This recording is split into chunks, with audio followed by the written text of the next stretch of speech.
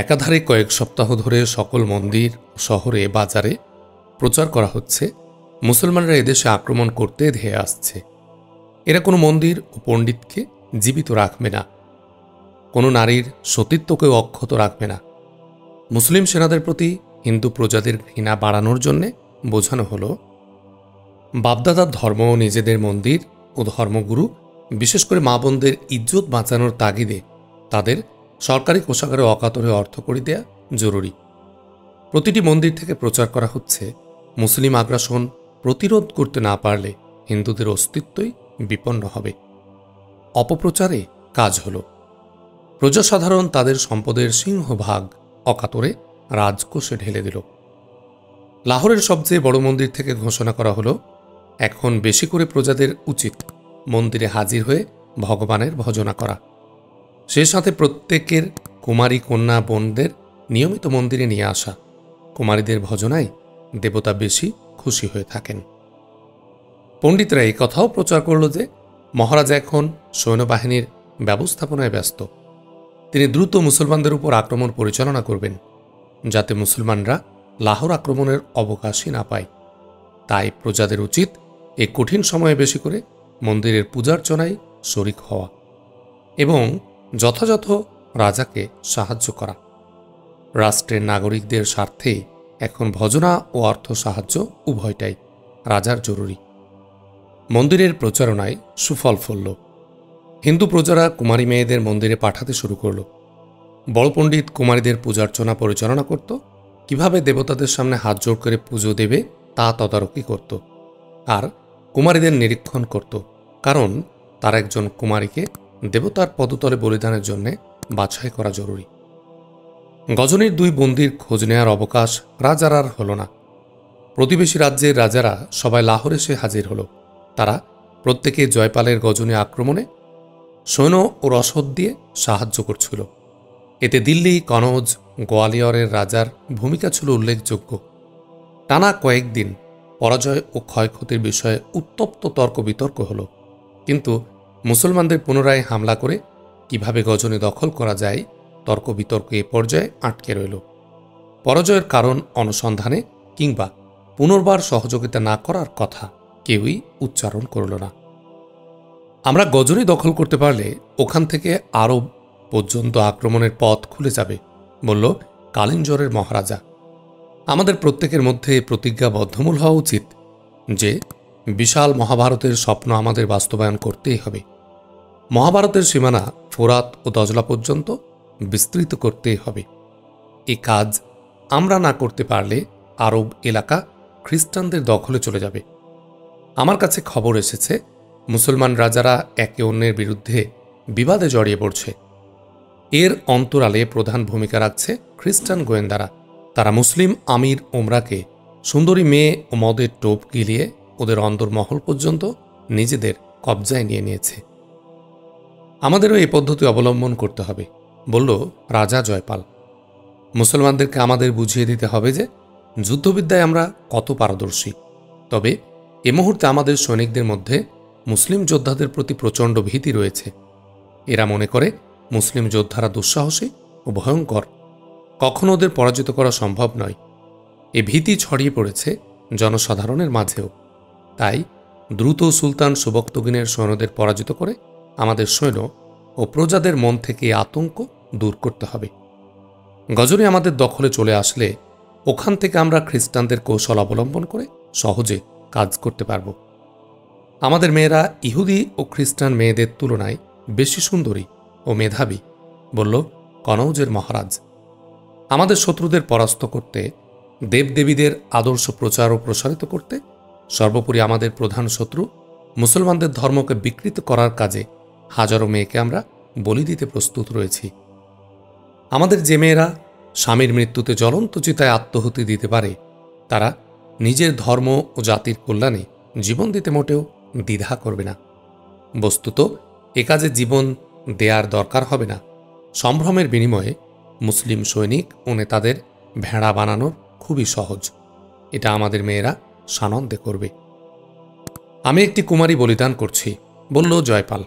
অন্য রাজারা রাজা জয়পালের পরাজয়ে ক্ষতিপূরণের দাবি না তুলে নতুন করে তারই নেতৃত্বে গজনী আক্রমণের ফয়সালা করে চলে গেল।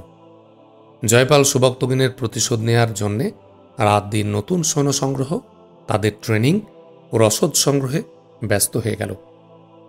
মন্দিরে মন্দিরে পণ্ডিতেরা সাধারণ মানুষকে মুসলিমদের বিরুদ্ধে যুদ্ধে উৎসাহিত, ক্ষুব্ধ করে তুলতে বিরামহীন কাজ করে চলল।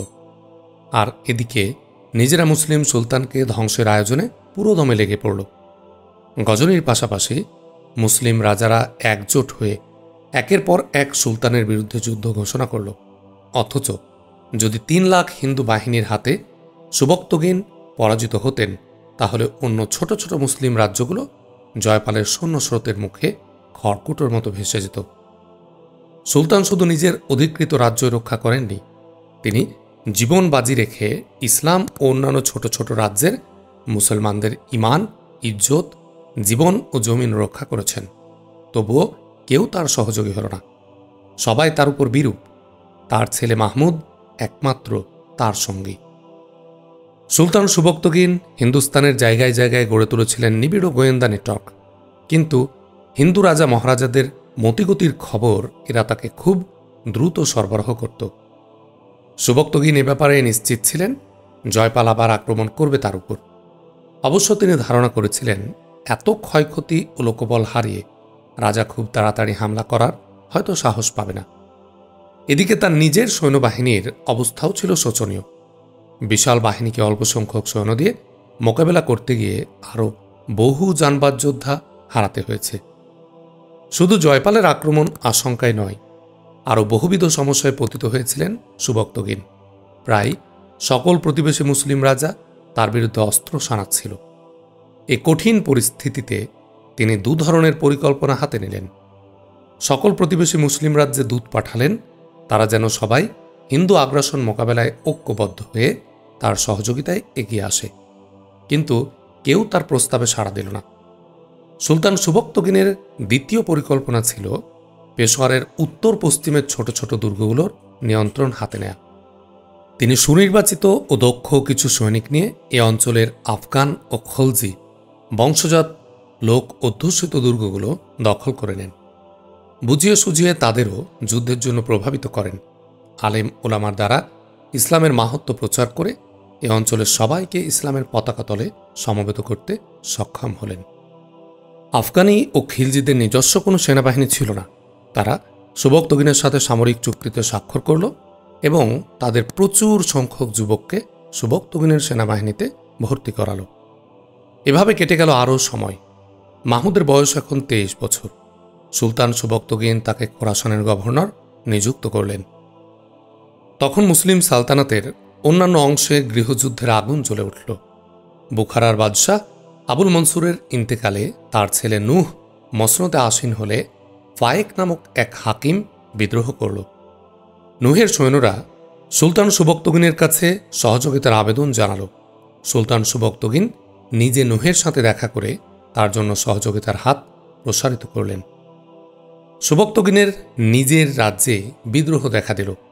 আমির বু আলী হাসান খোরাসানের কিছু অংশ দখল করে নিল। সে বিদ্রোহী ফায়েককে আশ্রয় দিল। সুলতান সমঝোতা চুক্তির পয়গাম পাঠালেন, কিন্তু আলী হাসান কোনো পাত্তাই দিল না।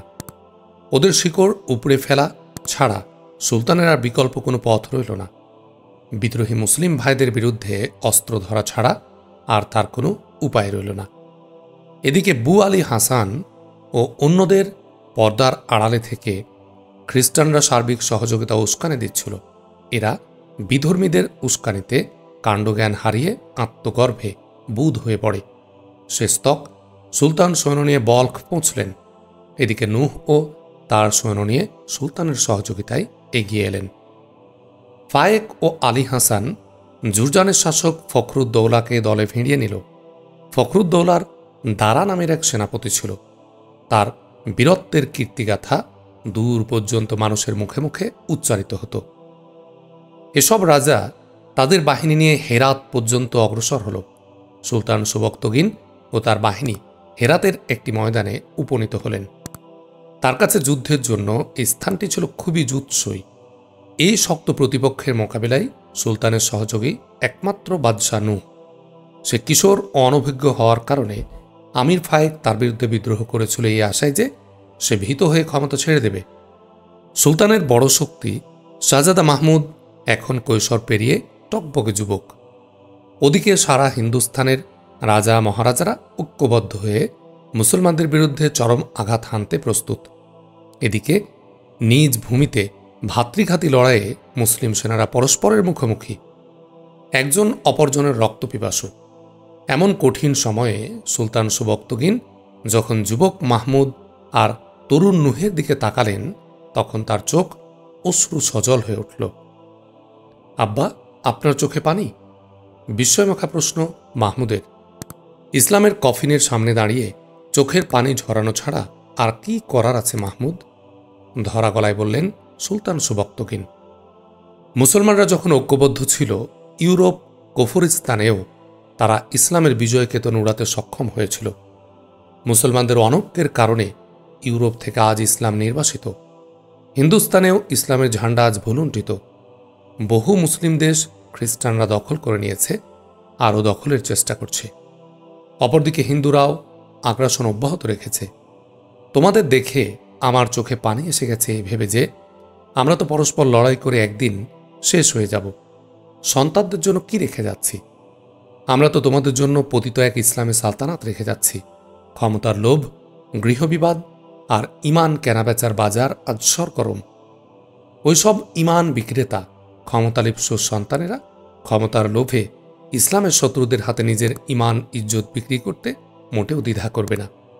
কুফরিস্তানের মূর্তি ভাঙা ছিল আমার দায়িত্ব, বাতিল বিরোধী সংগ্রামের দায়িত্ব তোমাদের হাতে সোপর্দ করতে চেয়েছিলাম। কিন্তু আমার মুসলিম ভাইরা, আমরা যারা একই ক্ষুধা, একই কাবা, একই কোরআনের আদর্শে চলি, একই রাসূল সাল্লাল্লাহু আলাইহি ওয়াসাল্লামের আনুগত্য করি, তারাই আজ আল্লাহর পথ ভুলে বসেছি।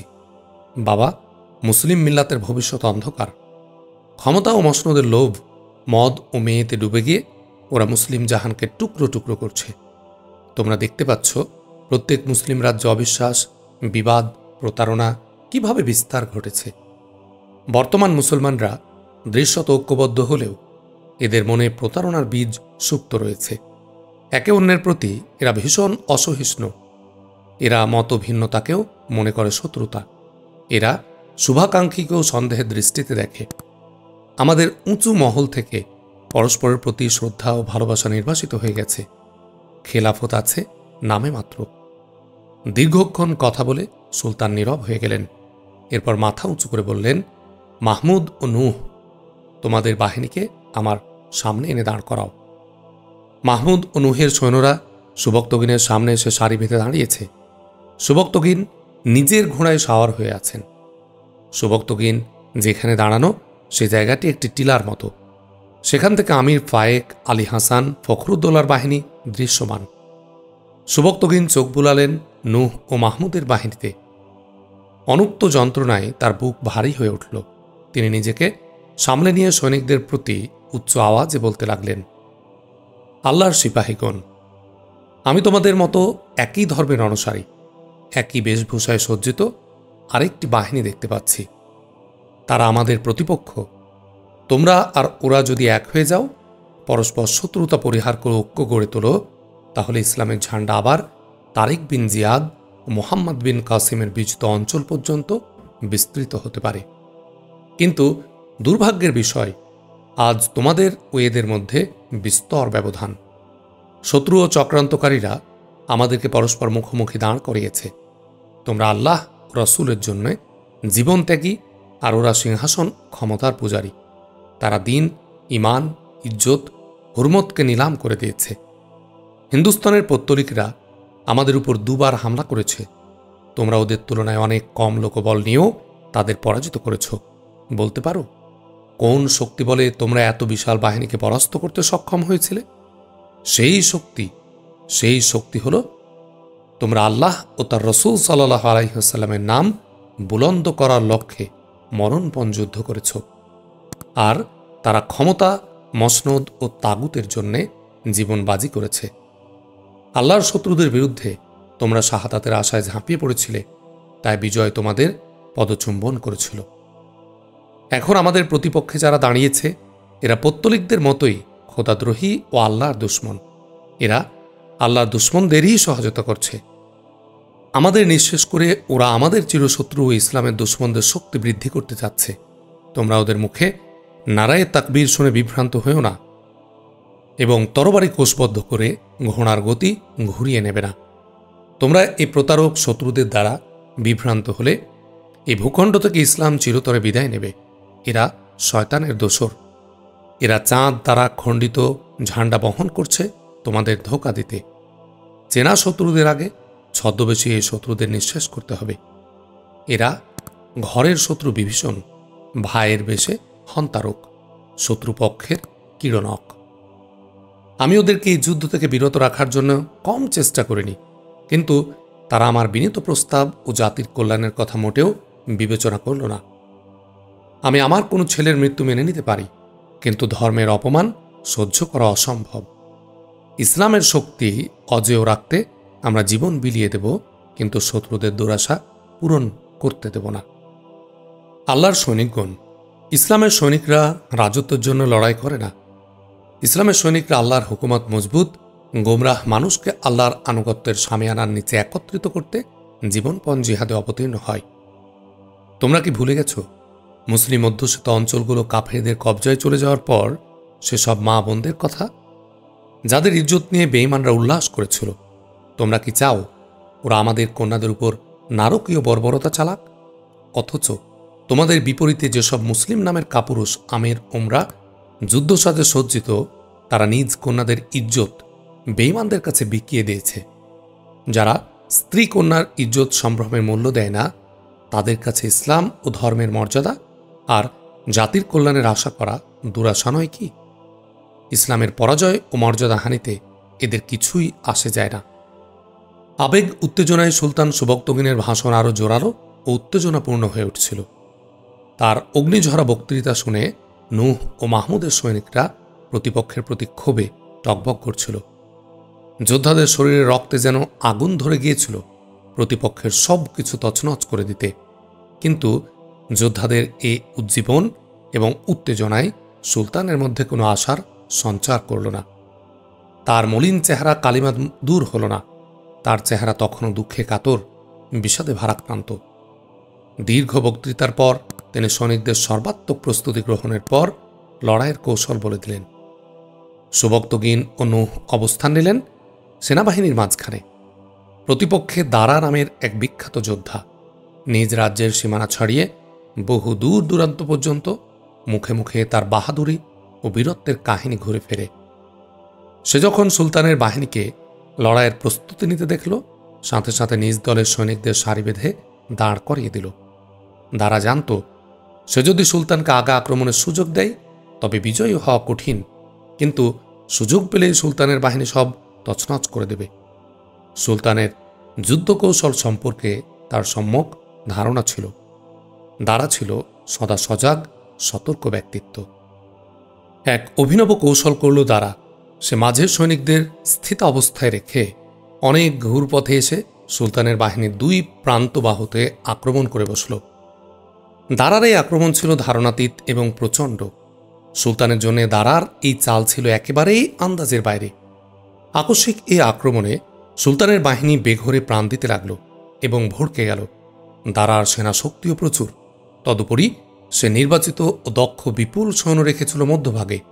সে জানত প্রতিপক্ষে দুবাহু একই সাথে আক্রমণের শিকার হলে সুলতানকে দুদিকেই সহযোগিতার হাত বাড়াতে হবে। এতে মধ্যভাগের প্রতিরক্ষা বুদ্ধ দুর্বল হয়ে পড়বে, আর এ সুযোগে সে প্রচণ্ড আক্রমণ করে বিজয় ছিনিয়ে নেবে।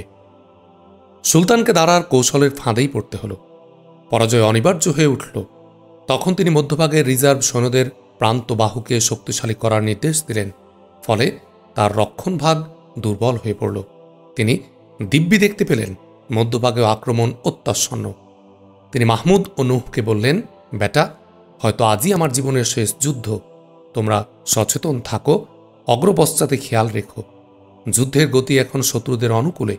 একটু অসতর্কতা বিরাট অঘটন ঘটাতে পারে। সে যুগের বিখ্যাত ঐতিহাসিকগণ লিখেছেন, সুলতানের দৃষ্টিতে যখন পরাজয়ের ক্ষণ ঘনিয়ে আসছিল, তখন ধুলি উড়িয়ে প্রচণ্ড বেগে একজন অশ্বারোহী সুলতানের দিকে অগ্রসর হতে দেখা গেল। শত্রু সৈন্যদের বুজ্জ থেকে আসতে দেখলেও তার তরবারি ছিল কোষবদ্ধ, ঢালটি পিছনে বাঁধা। আগন্তুকের অবস্থা বলে দিচ্ছিল সে যে কোনো প্রস্তাব নিয়ে আসছে, দূত বা বার্তাবাহক হয়তো হবে। সে সুলতানের কাছে এসে সবাইকে বিস্ময়ে হতবাক করে দিল।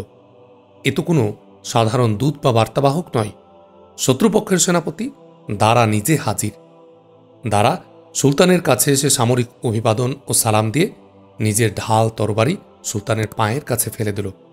দারা বলল, সম্মানিত সুলতান, আমি ইসলাম ও দুশ্মনদের বিরুদ্ধে যুদ্ধ করতে অভ্যস্ত। আপন ভাইদের বিরুদ্ধে আমি তরবারি চালাতে অক্ষম। আমি আমার দেহ রক্ষীসহ সব অনুগত সৈন্যদের নিয়ে আপনার দরবারে হাজির হয়েছি। আমি যাদের সেনাপতি, আজ তারা ক্ষমতার জন্য লড়াই করছে। আমি সারা জীবন ইসলামের জন্য জিহাদ করেছি। আমি আমার সারা জীবনের অর্জিত জিহাদের সওয়াব ও পুণ্য নষ্ট করতে চাই না। আমাকে আপনার বাহিনীতে জায়গা দিয়ে আল্লাহর দরবারে আনুগত্য প্রকাশের সুযোগ দিন। দারা তার সাথে আসা বাহিনীকে নির্দেশ দিল, তোমরা আবার ঘুরে ক্ষমতালিপ্স আমির ফায়েক ও তার দোসরদের উপর প্রচণ্ড আক্রমণ করো। দারা শুধু নির্দেশ দিয়ে ক্ষান্ত হল না, তাজ্য বাহিনীর উপর পাল্টা আক্রমণ হানতে অনুসারীদের নিজে কমান্ড দিয়ে সামনে এগিয়ে নিয়ে গেল। সুলতান সুবক্তগিন তার সকল রিজার্ভ সৈনিকদের দুভাগে বিভক্ত করে দুই প্রান্ত বাহিনীকে সহযোগিতার জন্য পাঠিয়ে দিলেন। মাহমুদকে দিলেন এক বাহুর কমান্ডিংয়ের দায়িত্ব। নূহকে নিজের কাছে রাখলেন। সম্মুখ যুদ্ধে অনভিজ্ঞ নূহকে শত্রুর মুখোমুখি দাঁড় করিয়ে তিনি তার কোনো বিপদ দেখতে চাননি। অপরাধী কখনো মাথা উঁচু করে দাঁড়াতে পারে না। কৃত অপরাধ অপরাধীকে তাড়া করে বেড়ায়। সত্যের মুখোমুখি হওয়ার মতো মনোবল অপরাধীর থাকে না। আমির ফায়েক ও বু আলী হাসান তার সৈন্যদের সুলতান সুবক্তগিন ও দারার দয়ার উপর ছেড়ে দিয়ে জীবন নিয়ে পালিয়ে গেল। তাদের সাথে কিছু সৈন্য পালাতে সক্ষম হল। এরা এতই ভীত হয়ে পড়েছিল যে দৌড়িয়ে সুদূর জুরজানে গিয়ে থামল। জুরজানের বাদশাহ ফখরুদ্দৌলা তাদের আশ্রয় দিল। সেনাপতি দারার ইমান ও আবেগ ভয়ঙ্কর প্রতিশোধের আগুনে জ্বলছিল। তিনি ইসলামের গাদ্দারদের জুরজান পর্যন্ত তাড়া করার ইচ্ছে ব্যক্ত করেছিলেন, কিন্তু সুলতান সুবক্তগিন তাকে এই বলে নিবৃত্ত করলেন, তিনি এই গৃহযুদ্ধকে আর বিস্তৃত করতে আগ্রহী নন, বরং তিনি তাদেরকে সমঝোতার জন্য আহ্বান করতে চান। দারার মতো মাহমুদও গাদ্দারদেরকে তাড়া করে অগ্নি প্রতিশোধ স্পৃহা নিবৃত্ত করতে উদ্যত ছিলেন। ছদ্মবেশী দুশ্মনকে নিশ্চিহ্ন না করে ক্ষান্ত হতে তার টকবগে তারুণ্য ও উদ্দীপ্ত ইমান সায় দিচ্ছিল না। তবুও পিতার আদেশ অম্লান বদনে মেনে নিলেন। সুলতান সকল সৈনিককে একত্রিত করে নূহকে তার সৈন্যসহ বুখারায় ফিরে যেতে বললেন। মাহমুদ তার নিয়ন্ত্রিত বাহিনী নিয়ে নিশাপুর রওনা হলেন। সুলতান রওনা হলেন গজনীর পথে। সেনাপতি দারাকে তিনি নিজের সঙ্গে করে নিলেন। মাহমুদ নিশাপুর পৌঁছে নিঃশ্বাস নেয়ার আগে তার এক সীমান্ত সেনা দূত হন্তদন্ত হয়ে তাকে খবর দিল, ফখরুদ্দৌলার সাহায্যপুষ্ট হয়ে আমির ফায়েক ও বু আলী হাসান যুদ্ধ সাজে নিশাপুরের দিকে এগিয়ে আসছে। ফখরুদ্দৌলা পূর্ব থেকে সুলতান সুবক্তগিনের যুদ্ধ পরিণতির দিকে দৃষ্টি রাখছিল। যখন সে সংবাদ পেল সুলতান অধিকাংশ সৈন্য সাথে নিয়ে গজনী গেছেন এবং মাহমুদের কাছে মাত্র কিছু সংখ্যক সৈন্য রয়েছে, সে তখন মাহমুদের বাহিনীর উপর আক্রমণকে সুযোগ মনে করল। হঠাৎ প্রচণ্ড আক্রমণ করে বসল। মাহমুদ সেই দূতকে দ্রুত সুলতানকে সংবাদ জানাতে পাঠিয়ে দিয়ে সৈন্যদের কমান্ড নিজ হাতে নিয়ে ময়দানের দিকে অগ্রসর হলেন। ততক্ষণে প্রতিপক্ষের সৈন্য ময়দান ছেয়ে গেছে। মাহমুদের বাহিনীকে ঘিরে ফেলে প্রতিপক্ষ। মাহমুদের দীর্ঘ সফরের ক্লান্তি ও যুদ্ধের অবসাদ দূর হওয়া তো দূরে থাক, যাত্রা শেষ করার সুযোগটুকুও তার হয়নি। তার সৈন্য প্রতিপক্ষের তুলনায় অতি নগণ্য। মাহমুদ প্রতিপক্ষের মুখোমুখি দাঁড়াতে হিমশিম খাচ্ছিলেন।